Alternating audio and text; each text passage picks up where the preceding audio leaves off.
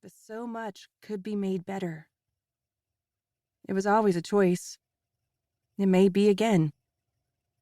So you see why I can't possibly speak, why I can't possibly even tell this story. If I spoke, I would choke. Even while I type this, tears fall.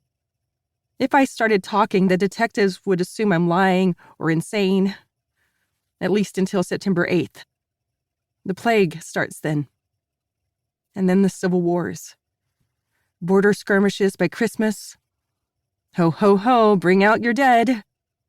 Sorry about the gallows humor. Don't a dog go hunty. I hope we see each other again. Maybe even in this world. Possibly even this timeline. Wado. For everything. Stevie. A City of Fire. There were no tense voices that morning. It was the first time in the last 15 days that I wasn't jolted awake by disharmony. I wondered for a moment if it was the calm after the storm, which is kind of an appropriate thing to say since the planet is in a cycle of drought and superstorms, ice and fire, polar vortexes, and heat domes. On this side of the world, it's hot and moist, but the ground is cracked in places previously lush, kind of like my parents' marriage. This is where the captions at the bottom of the TV screen would read, "Scoffs." What's funny is they never talk about going off-planet. This is our world, as much as it needs healing. Colonizing space never appealed to my family.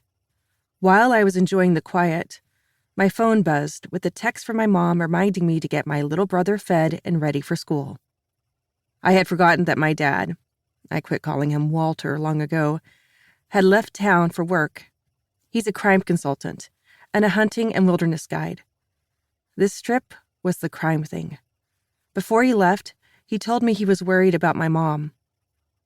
Dad was all for getting back to the land, too, but my parents had never been what you'd call preppers before. They just came from people who had had to be self-sufficient.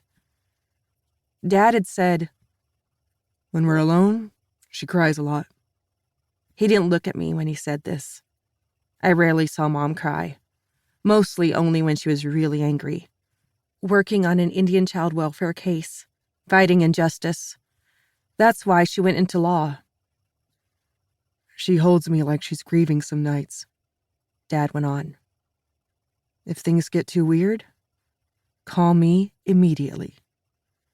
Then he told me he was following up leads on a missing persons case somewhere near Big Bend. The drought has caused water levels to drop all over the world. Old mysteries were being solved, but not in the way families might have hoped.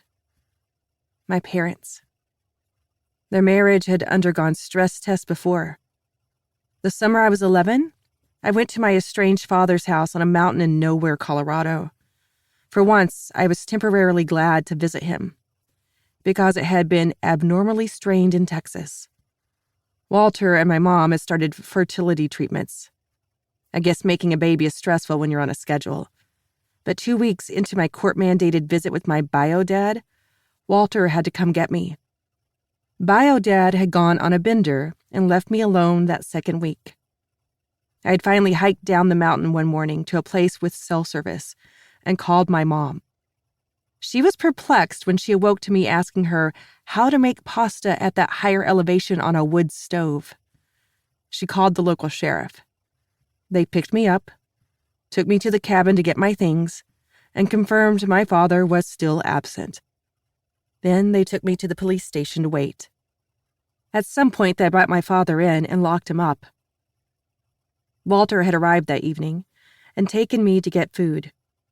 We stayed in a hotel that night, but while I was still in the bathroom, I overheard him talking to the local police on the phone.